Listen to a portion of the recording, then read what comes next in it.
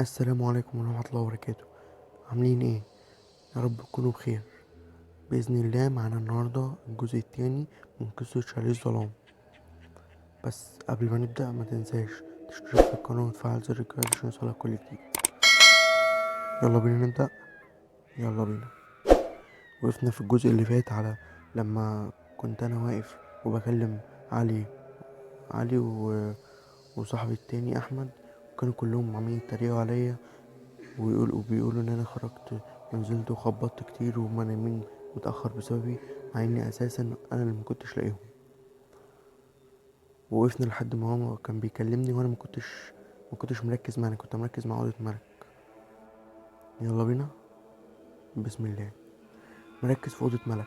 الاوضة كانت غريبة، كانت فاضية، وانا ما كنتش فاهم ليه. فجأة حسيت بخوف رهيب وانا باص عليها. دخلت الأوضة وناديتها وقلت: ملك، يا ملك. محدش رد. ناديت تاني وتالت. لقيت مي فتحت ودخلت عند ملك، وهي كمان ووراها علي واحمد وكلهم مستغربين. لقيت مي بصت لاحمد وقالت له: فين ملك؟ انت قلت انها اخر واحده قفلت الباب ونامت. احمد بص له وقال: هي اخر واحده دخلت تنام لانها قعدت تتفرج على فيلم رعب. بس اتضح ان علي دخل اوضته وما نامش، وحسام هنا فضل صاحي طول الليل وصحنا مع الله يجازيه. اتفقنا اننا نتفرق وندور عليها لاننا لما اتصلنا بيها على موبايلها كان غير متاح. بالفعل دورنا في كل حتة في الشاليه، مفيش حد رد علينا، وملقيناش نهائي، ولا جوه الشاليه ولا بره الشاليه. انا مش عارف ليه حاجة جوايا قالت لي ارجع اوضتها تاني. بالفعل رجعت لها تاني، ولما رجعت لقيتها اوضة عادية جدا. اللي ما كانش عادي كان مراية كبيرة متعلقة على الحيطة. الغريب مش انها مراية كبيرة وقدام السرير يعني تجنن اللي قدامها، لكن الغريب كان الزخارف والنقوش اللي حواليها. كانت زخارف على شكل تعابين واشكال جماجم غريبة كده، ونقوش لحروف لغة عربية. بصيت ركزت فيها قوي، ما فهمتش اي حاجه، فسبت الاوضه ومشيت. وبعدها لقيت احمد رجع وبيقول لي: وبعدين؟ دي كأن الارض انشقت وبلعتها. فضلنا سهرانين لغايه الصبح في الصاله الكبيره في الدور الاول، والقلق هيموتنا. فجاه مي قامت وقالت: انا عايزه احكي لكم حاجه وخايفه تفهموني غلط. احنا بصينا لها باستغراب وقلنا لها: قولي. ردت مي وقالت: الصراحه بقى انا المفروض كنت انام في الاوضه دي. كلنا بصينا لبعض على وشوشنا على علامات عدم الفهم، وقلنا كلنا في صوت واحد: يعني ايه؟ قعدت مي على الكرسي وقالت: امبارح بعد ما طلعنا كلنا وملك فضلت هنا، فضلت بالليل اشرب لاني جالي حلم وحش اوي ومرعب. كنت خايفة جدا وخفت، وخرجت من الأوضة بتاعتي أشوف ملك بتعمل ايه، لكني لقيتها قاعدة مبرقة أوي للمراية اللي في الحيطة. شاورت مي على المراية وقامت تبص عليها وهي حزينة أوي، وكملت كلامها. وبعدها أنا جيت وقلت لها: في ايه يا ملك؟ قالت لي: مفيش، وسابتني وطلعت الأوضة بتاعتها كأنها إنسان آلي، وسابت التلفزيون مفتوح والفيلم كان لسه شغال. انا قفلت التلفزيون وطلعت وراها، لقيت اوضتي مقفوله. انا كنت سايبها مفتوح. ايه اللي حصل؟ ومين قفلها؟ انا ما استنيتش كتير، خبطت على الباب لقيت ملك قامت فتحت لي بنفس الحركات الآلية، وقالت لي كأنها مبرمجه: في ايه؟ بصيت لها وانا مرعوبه من شكلها وقالت لي. قلت لها: دي اوضتي يا ملك، انت اللي دخلتيها.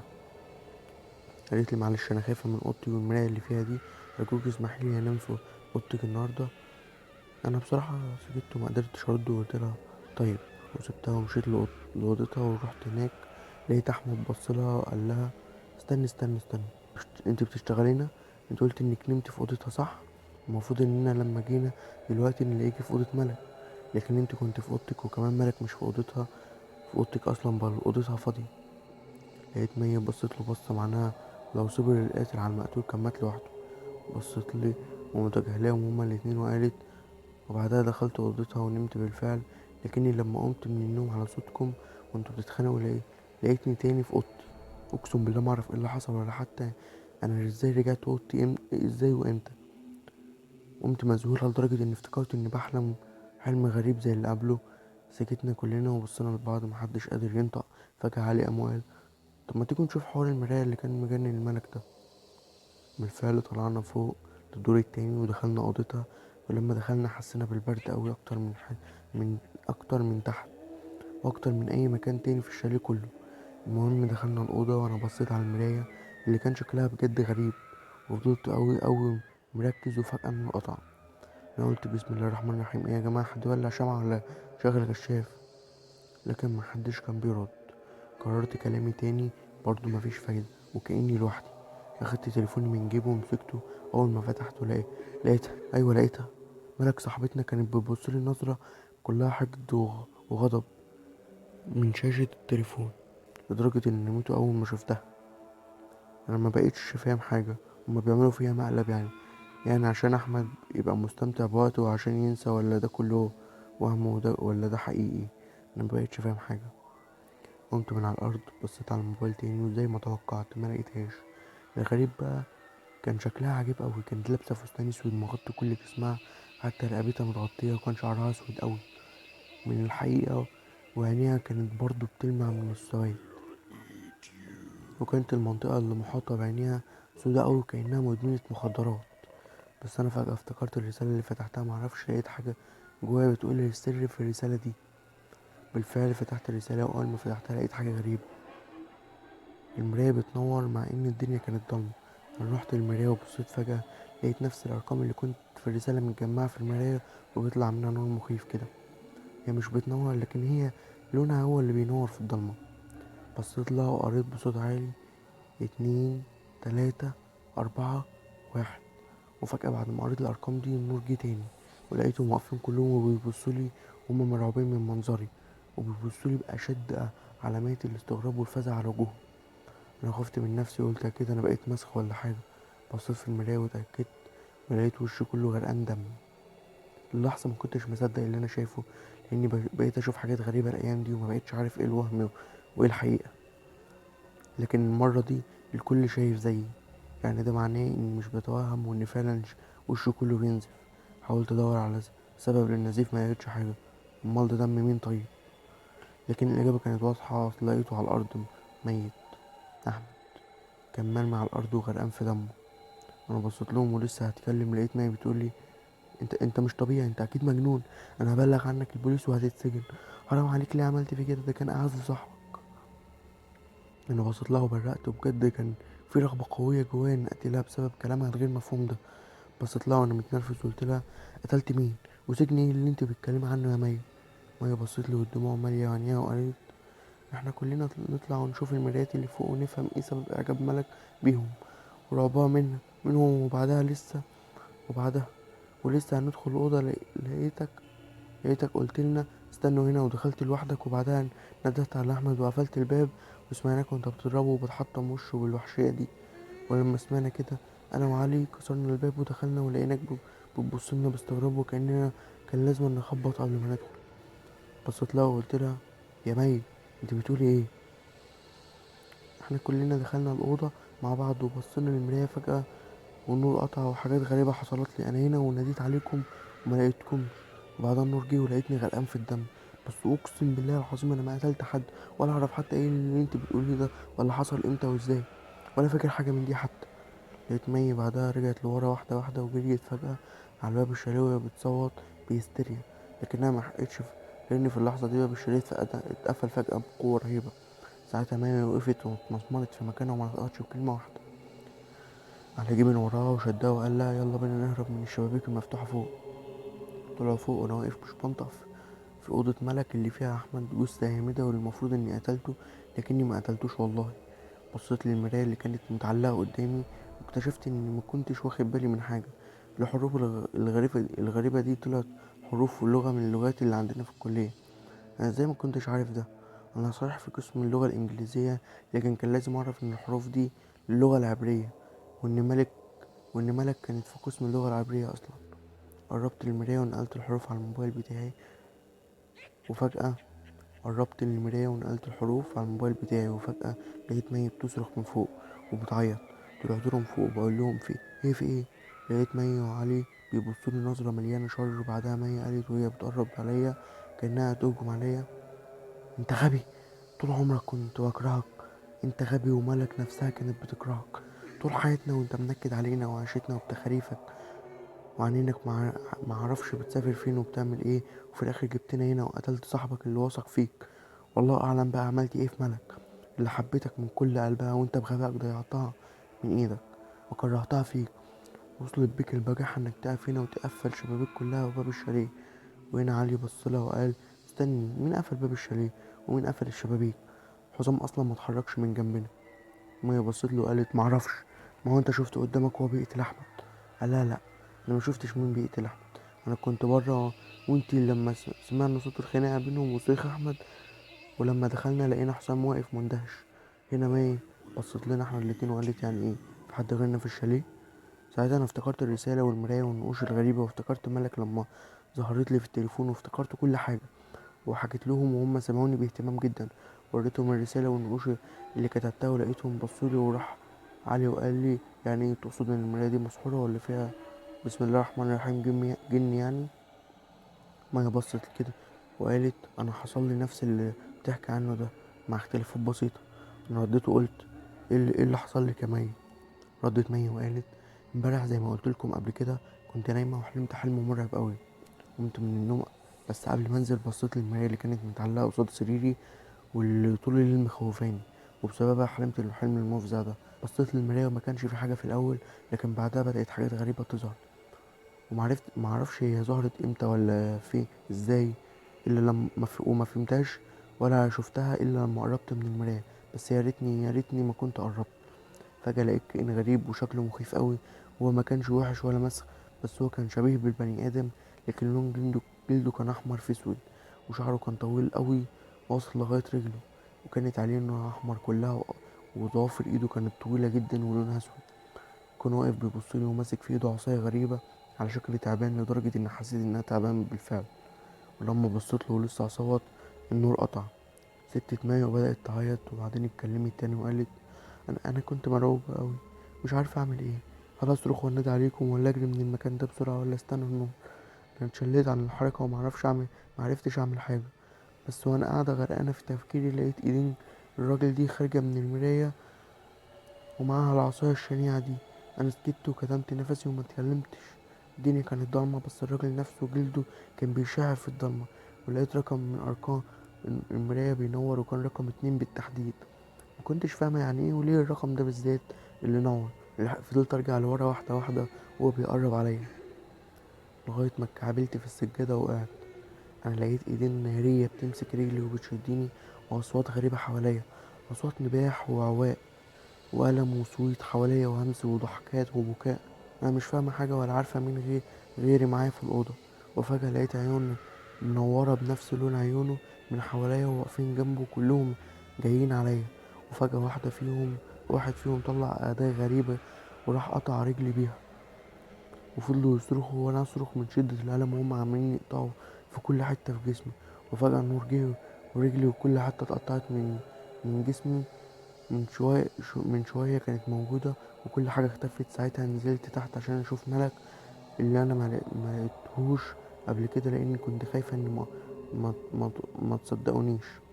وعشان كده انا ما حكيتلكوش الموضوع ده. هو ان ملك لما نزلت تحت كانت ماسكة في ايد الراجل اللي شفته فوق في اوضتي، وكانت بتضحك له. ايوه، هو كان في المراية اللي في الصالة، ومد ايده وهي ماسكاها وبتضحك وبتقول له حاضر، لما اطلع فوق هجيلك. ساعتها انا نزلت وكلمتها زي ما حكيت قبل كده. احنا بصينا لبعض ومحدش عارف يتكلم يقول ايه. ساعتها علي بص لينا وقال مش مشكلة دلوقتي اللي حصل قبل كده، المهم ان النقوش والرسالة دي معناها ايه. ما هي قامت من مكانها وراحت للمراية وقالت ده، انا عارفة كويس اوي النقوش دي بتقول ايه. دي حروف للغة العبرية، وملك كانت اللغة الأولى بتاعتها عبرية، وأنا اللغة التانية بتاعتي عبرية. بصينا كلنا للمراية اللي كانت متعلقة في الحيطة، واللي كانت توأم للمراية اللي كانت في أوضة ملك. ولقينا بالفعل النقوش هي قربت مية أكتر من المراية، وطلعت الموبايل بتاعها من جيبها، وكتبت الحروف وقالت الحروف دي لحروف لغة عبرية، ومعناها تأملني وانظر وردد اسمي في كل مكان. 1 4 3 2، هكذا ترتيبكم في عالم الجان. احنا سمعنا الجملة دي وبصينا لبعض، محدش نطق بكلمة، لأننا ما كناش عارفين هنقول ايه أصلا بعد التخاريف اللي سمعناها دي. علي مشي ناحية الأوضة المقفولة وقال السر كله هنا يا جماعة، أكيد كل حاجة هنفهمها هنا. بصيله نظرة معناها يلا بينا نكسر الباب. أنا كنت خايف قوي، لكني ما لقيتش قدامي أي حل غير إني أعمل اللي هو بيقول عليه، وأكسر الباب عشان أفهم فيه إيه في اليوم اللي مش فايت ده. بالفعل كسرنا الباب بعد محاولات كتير قوي، كلها بقت بالفشل، لكنه اتفتح في الآخر. الأوضة كانت عادية، يعني ما كانتش مقبرة ولا كانت مقر أعضاء بشرية. ولكنها كانت مليانة مرايات من نفس النوع اللي في أوضة مي وملك، واللي في أوضتي أنا كمان. فجأة لقيت علي بيقول لي: هو ليه أوضة ملك ومي بس اللي فيهم مرايات؟ ليه احنا مفيش في أوضنا مرايات غير في الصالة وفي الدور الأرضي في أوضة رقم 3 في الدور التالت بتاعك يا حسام؟ مي بصت له وقالت: صحيح أنا ملقتش مراية تحت في الدور الأرضي، وفي أوضتي وفي أوضة ملك وفي أوضة أحمد وفي الدور التالت، حتى ملقتش مراية في الحمام العام ولا في الحمام اللي في أوضتي. وده كان شيء غريب. أنا بصيت للمرايات المرمية على الأرض وقلت لهم: بصوا كده. كلهم بصوا ناحية ما شاورت وقالوا: في ايه؟ انا رحت مكان ما شاورت وقلت لهم: على الارض دلوقتي وفي الحيطة موجودة 12 مراية، وده عدد الأوض اللي في الشاليه مضروب في 3. كلهم بصوا على الشوم نظرة غباء مرعبة. انا بدأت افهمهم وقلت: بصوا، الدور التاني فيه 4 أوض، والدور التالت فيه 4 أوض كمان. لقيت مي بصيت لي وقالت لي: حسام انت غبي، لو كلامك صح يبقى المفروض العدد 8 مش 12. علي اتكلم وقال: طب وليه ما يبقاش في أوض في البدروم مثلا؟ كلنا بصينا لبعض وقلنا: ازاي يعني؟ لكن علي مردش، وفجأة سابنا ونزل تحت وفضل يدور على أي باب سري يودي لأي بدروم تحتينا. وبالفعل رجله وقفت على باب سري وفتحه، ولدهشتنا لقينا الباب ده والسلم اللي تحتيه بيودوا على 4 أوض تحت، ومفيش ولا مراية في أي أوضة فيهم. ساعتها بصينا لبعض ومحدش فهم حاجة ولا حد عارف ينطق بكلمة. اتحرك عليه ناحية مكتب قديم كان محطوط قدام أوضة من الأوض، وكان في كتاب قديم أوي تقريبا مذكرات حد، وكانت محطوطة فوق المكتب. علي مسك الكتاب وفتحه وبدأ يقرأ بصوت عالي، لكني يا ريتني كنت أموت قبل ما أسمع اللي قراه. بدأ علي يتكلم ويقول: إلى كل من يفكر بالدخول إلى ذلك الشليل الملعون، أكتب إليك كلامي هذا وقد انتقلت إلى ربي. لا تسألني كيف، ولكنني لم أعد حيا بعد الآن. سأحكي لك لغز هذا الشليل. أنا خالد، ابن أحد كبار الوزراء، وهذا هو عام 1967، عام النكسة. قررت أنا ووالدي السفر إلى شرم الشيخ لنقضي الأجازة الصيفية. على الرغم من حال البلاد، ولكن والدي أصر على السفر متخذا من تدهور صحته الجسدية عذرا له. وبالفعل سافرنا إلى شرم الشيخ، وكان هناك العديد من الضباط والعائلات الإسرائيلية الذين يقطنون بالشاليهات المجاورة لنا. وعندما وصلنا إلى ذلك اليوم، دعا أبي جميع العائلات الإسرائيلية بالجوار إلى الشاليه الخاص بنا لتناول العشاء. والجدير بالذكر أن علاقة أبي بالإسرائيليين وطيدة إلى حد لا يوصف. دخلت العائلات جميعا، ومن بينها دخل رجل طويل للغاية قوي البنيان، وكان أشعث الشعر، يرتدي ملابس سوداء، وكانت طالته توحي بأنه ساحر أو كاهن. وبالفعل قد صدقت ظنوني، فقد كان من أشهر ساحري الغرب في تلك الحقبة الزمنية. بدأت طقوس غريبة فجأة، وبدأ الصراخ والعويل يعلو ويعلو وتعلو معه نبضات قلبي، ويزداد هرمون الأدرينالين في دمي، ويرتعد جسمي من هول المنظر. وفجأة ظهرت، نعم ظهرت، كانت امرأة جميلة للغاية، لكن جمالها كان قاسيا. فكانت ترت... فقد كانت ترتدي السواد ليغطي جسدها وصولا إلى عنقها، وكان شعرها أسود وعيناها كذلك سوداء. ظهرت من العدم ووقفت تنظر للجميع في حنق قائلة: أتيت إلى هنا لكي أساعدكم في خوض الحرب، لكنني في المقابل سأحصل على تضحيات منكم. تتخلص في جمع 4 أشخاص كل عام، سأخذهم عندما ينظرون إلى المراية. ونظرت ونظرت إلى المرآة الموضوعة فوق أحد رؤوس الجالسين، وارتسمت على صغرها الذي كان لونه أسودا، ابتسامة قاسية قائلة: كل من يجرأ وينظر إلى المرآة سيجد نفسه أسيرا لجشعه وطمعه وفضوله إلى الأبد. تسجروا جميعا، نحن الجان، ولن ننتظر، وإلا سيكون انتظارنا دمارا لكم عالم البشر. وعندما رأيت تلك المرأة، أو من اعتقدت في مبادئي أنها امرأة، واتضح أنني مخطئ، هربت إلى أحد الغرف لأجد نفسي أحدق بغير إرادة مني في أحد المرآة المعلقة.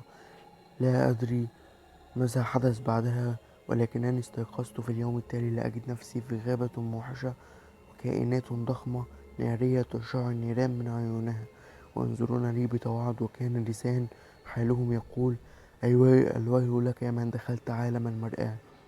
وعلمت أن في 3 من ديسمبر من كل عام يختفي 4 قرابين أخرى، حسب ما جاء على لسان تلك المرأة، أو بالأحر امرأة ملك الجن.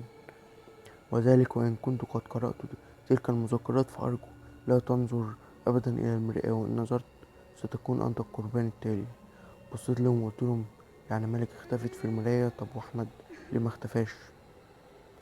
علي رد وقال لي أحمد ما بصش في المراية نهائي. مي بصت لنا وقالت أنا فهمت كل حاجة. في أسطورة يهودية بتقول إن عالم البشر ممكن يتصل بعالم الجن من خلال المرآة، بيسموها سالبة الأرواح، ودي بتسلب أرواح الناس اللي بتبص في المراية المؤدية لعالمهم في العالم السفلي. وإن الاتصال ممكن يدوم بين الجن والبشر لو البشر قدموا 4 قرابين من خلال المرايات، وبعدها المرايات بتتنقل الأوضة من أوض المكان، وتظهر مراية تانية غيرهم. رديت وقلت لها عشان كده أوضة أحمد وعلي ما كانش فيهم مرايات، لكن أوضتي أنا وإنتي وملك كان فيها كلنا بصينا فيها. علي رد وقال وده يودينا للمراية الرابعة في الصالة تحت، ودي كلنا بصينا فيها، وأنا متأكد إن أحمد هو كان كمان بص فيها. يبقى ليه مختفاش زي الملك؟ ما هي اتكلمت وقالت في حاجة غريبة، مش ملاحظين احنا جينا هنا ليه؟ واشمعنى سليم صاحب الشاليه مجاش؟ ولو الشاليه ده بتاعه يبقى ليه هو مختفاش لغاية دلوقتي؟ رد عليها علي وقال الإجابة واضحة زي الشمس. سليم عارف كويس لغز الشاليه، وتلاقيه هو وعيلته كل سنة بيفكروا في قرابين يقدموها، وتلاقيهم كمان أقارب للراجل اللي ابنه اختفى ساعة النكسة. الجن استغل الظروف اللي وقعنا فيها وموت خطيبة أحمد وصاحبنا عشان يبعتنا هنا عشان نبقى قرابين. أنا رديت وقلت عشان كده ما كانش راضي يجي ويتحجج بالظروف. وإن النور قطع، الدنيا كانت هادية جدا وما كانش حد بيتكلم. مشيت خطوتين قدام وقلت علي مي أرجوكم قولوا إنكم عايشين. لقيت صوت غريب بيقول ملك. واضح إن كان صوت علي. حاولت أشغل كشاف التليفون لكنه كان فاصل شحن. مش عارف ليه حسيت إن في حد واقف ورايا وبيتنفس. أنا سكت وقلت مي علي في حد فيكم واقف جنبي أو ورايا؟ أنا حاسس إننا مش لوحدنا. وساعتها سمعت باب البدروم بيتقفل. فضلت امشي واتحرك في الضلمة عشان اقدر اوصل لاي حاجة او لاي حد. وبعدها قلت علي مي ارجوكم لو انتم لسه هنا ردوا. محدش رد. فجأة لقيت صوت لعبة مخيفة ومرعب جاي من ورايا. اللعبة ماشية ناحيتي وكان فيها ضوء خفيف قوي. كان عبارة عن بنت بتسقف وهي ماشية، لكنها كانت لابسة اسود وعينيها وشعرها وكل حاجة فيها كانت سود. فضلت تقرب مني وبعدها وقفت والصوت سكت. انا قربت عليها ومسكتها في ايدي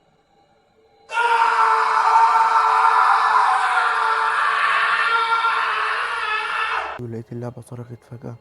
كانت صرخة شنيعة خلتني أقع مترين ورا، وأنا عمال أقول أعوذ بالله من الشيطان الرجيم. وفضلت أستعيذ بالله كتير وأنا مش فاهم في إيه، هو بيحصل إيه.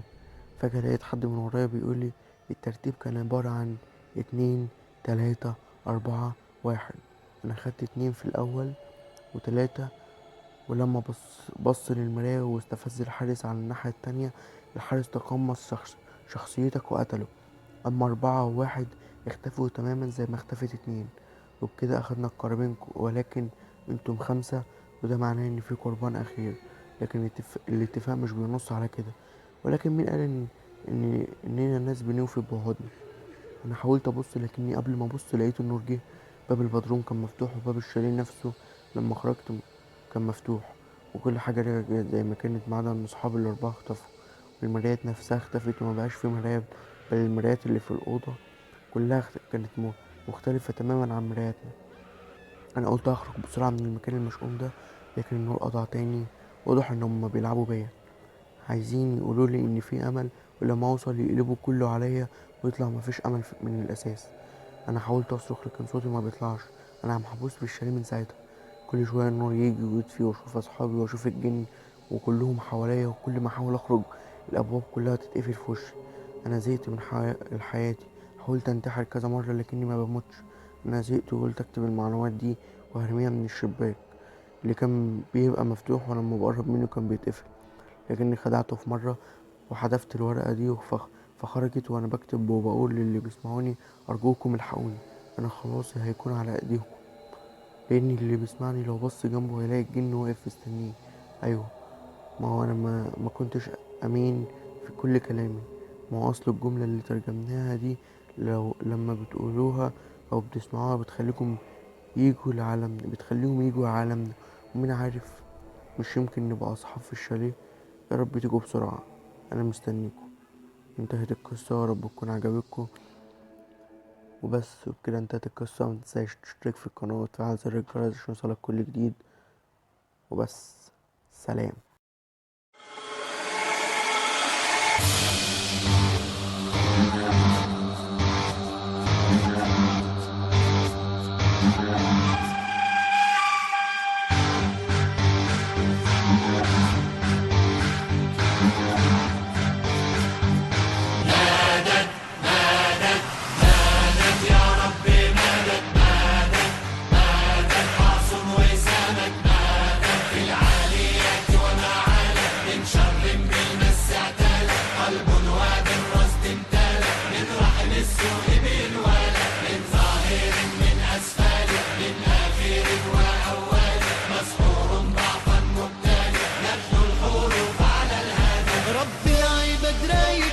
من أسكان الهم وما زال ومادوف خلف الجبل من نظرة غل أو حاسد. بالذكر يا ربي مأمانا من الديار ومن سكن من سوء صاب ومهلكا فوق الأرقام والعادد.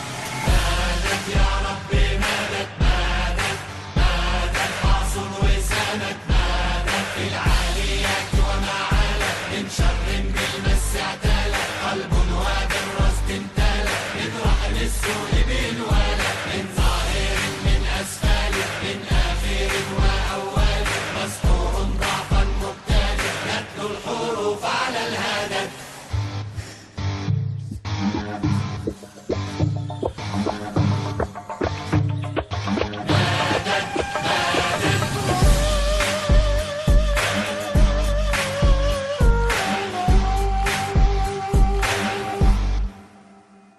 وبذكر سليمان ارتقى ومسخر للتفرقة حين السلم والمعركة وبسيف الذكر قد شفى وبدم في النبض ارتوى حين استمع لمن غوى في النخل ومن حب النوى حين الضباب وفي الصافى. مادت يا ربي مادت مادت مادت حاصل وساند مادت في العاليات وما عالت من شر بالمس اعتالت قلب وادر رصد امتلأ من رحم السوء بالولد من ظاهر من أسفل من آخر وأول مسحور ضعفا مبتدئ يتلو الحروف على الهدف. وآيات لا تسطل الجامع لمن سامع نصا يطيع مادت يا رب ولن يضيع ترحابك كل من أتى وبعز من رفع السماء وأضاء الكون في الغمام العين تبصر في العمى من مجد المولى مجللا.